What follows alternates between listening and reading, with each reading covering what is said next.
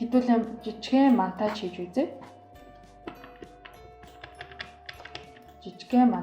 үзье. За нэг ай оруулж ирье.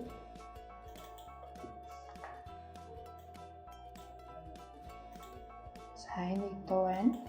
За энэ дууг оруулж ирлээ. За энэ keep existing гэдэг.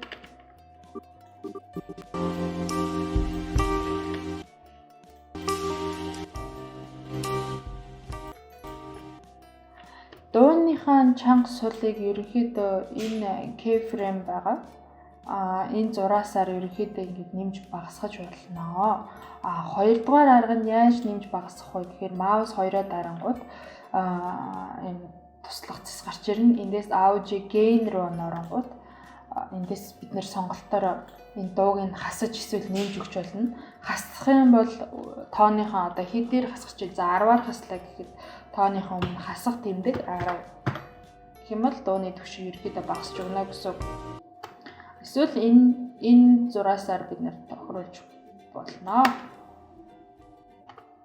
За гисэн чинь энд бид нэр дүрстэй ингээд ийм хоёр дүрстэй дуу оруулаад ирдэг. Зам дээр маань дахиад бид нэр нэлээд хэдэн дуу тавих шаардлагатай байгаад идэг.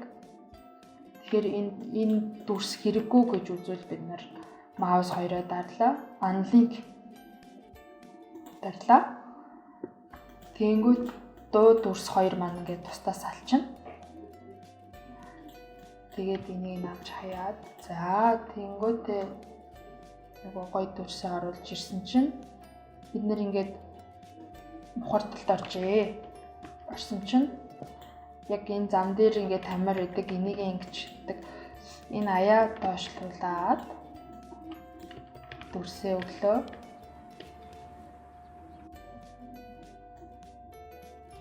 За ингээд бас чирээд ингээд кат хийж болно. Бас нэг арга нь ингэж болно. Нөгөө талаар маус контрол энэ дүрсээ идэвхжүүлж аваад контрол гарнаас keyboard-наас контрол K дарахад ерөнхийдөө одоо түрүүний энэ үйлдэлийг хийж болж байгаа гэсэн үг. За одоо бид нар энийг авлаа, сумаа авлаа. За ингээд. За энэ хэсэг нь хэрэгтэй гэж үзье. За дахиад энэ хэсэг хүртэл зураг авъя гэж бодъё. Дахиад raster tool буюу грэдэг шиг tool авлаа, хатлаа, сумаа гаргалаа. Энэ дүрсийг хэрэггүй гэж тооцоод keyboard-наас delete буюу ингээс clear гэдэг төвчийг дарахад энэ дүрс манай алга болно. За энд бид нарт хэрэгтэй юм гэх юм бол ингээд бас энийг ашиглана. За cut хийлээ. Дуугаар муудал энэ сумаа авлаа. За устгалаа. Яа тэгсэн чинь бидний дуу сонсогдохгүй байгаа учраас шангалчээ. За дараагийнх нь дахиад за сонирхолтой болгох үүднээс жоохон баяжуулаад хөл бөмбөгийн дүрс оруулъя. За жааранд сонгож чаддгүй аль нь ч яах вэ? За ингээд бид нэр ингэсэн чинь энэ нэг дасгалжуулагч болтоймаа. За энэ зураас буюу энэ зураас явсан хэсэг дээр бид нар яг хэсгийн видео бид нар харж байгаа. Тэгэхээр энэ видео маань видеог энэ товчоор бид нар удирдах боломжтой байгаа. Мөн keyboard-наас болохоор space товч байдаг. Space товчоо дарахад бид нар энэ одоо гүйлгдэг зураас нь явуулж болно гэсэн play дарж болно гэсэн.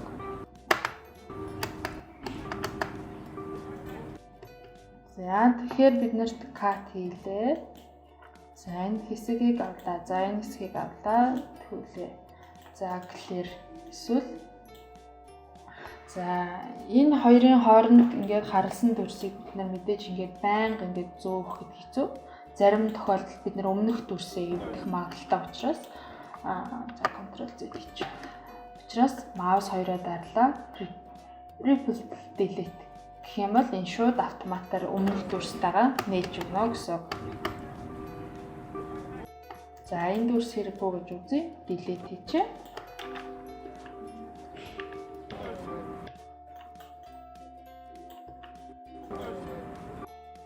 За энэ дууг энүүгээр ингэж багсгаад эсвэл бүр авч хаягаад эсвэл mouse 2-оо дараад audio gain руу ороод 100 гэх юм бол энэ ямар ч дууг болно.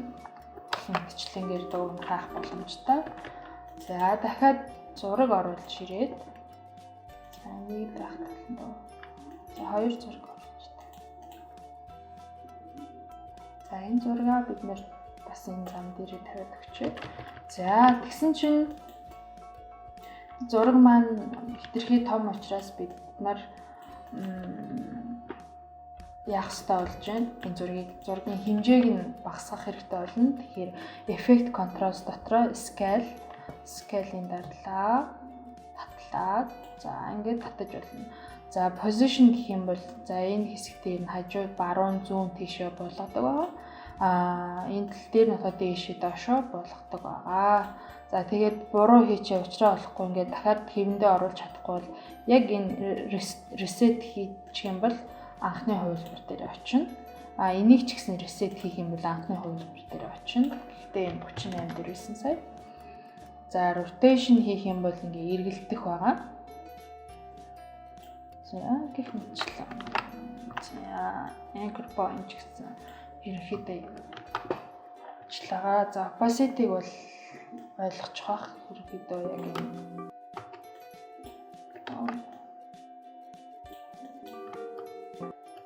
Opacity-гийн нэг дарах юм нэ штэ. Харагдаж байна тайлбар.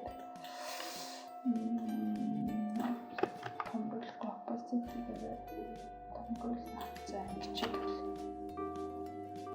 За гэх мэтчлэнгээр за triple delete дарлаа.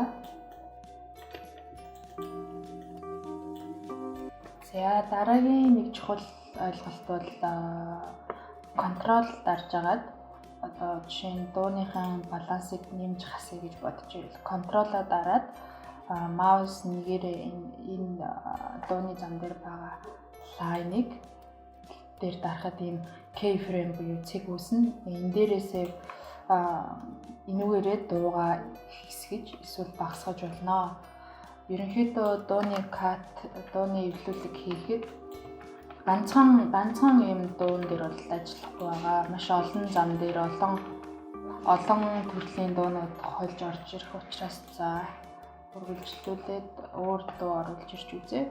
За тэгээд энийгээ за дараагийн зам дээрээ тавиад өгье.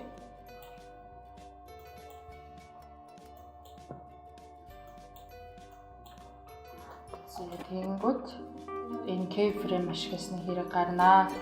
За жишээ нь энэ дараагийн дуу маань маш тийм чанга орж ирж байгаа учраас энийг багасгах гэх юм бол төрөний энэ үйлдэлийг дахин давтаж хийгээд за mouse 2-оор нэгээрээ дарлаа. За keyframe-ээрээ доош.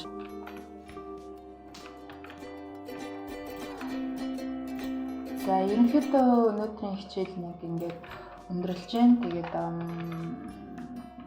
Premiere-ийн edit-ийн хамгийн монтаж хийх хамгийн гол ойлголтуудыг бол ерөнхийдөө өнөөдөр өгсөн бахаа гэж бодож байна. Дараагийн хичээлээр болохоор энэ хийсэн монтажн дээрээ текстийг хэрхэн байрлуулах вэ? Текст хэрхэн гаргаж ирэх вэ? Гэдэг хичээлийг дараагийн хичээлээр үзнэ. Тэгээд Чадан цаг имэн YouTube хаягаар channel руу ороод subscriber дараарай. Бидний илүү олон сонирхолтой бичлэгийг бас эндээс үзээрэй. Тэгээд дараагийн хичээлээр ирнэ уулзцгаая.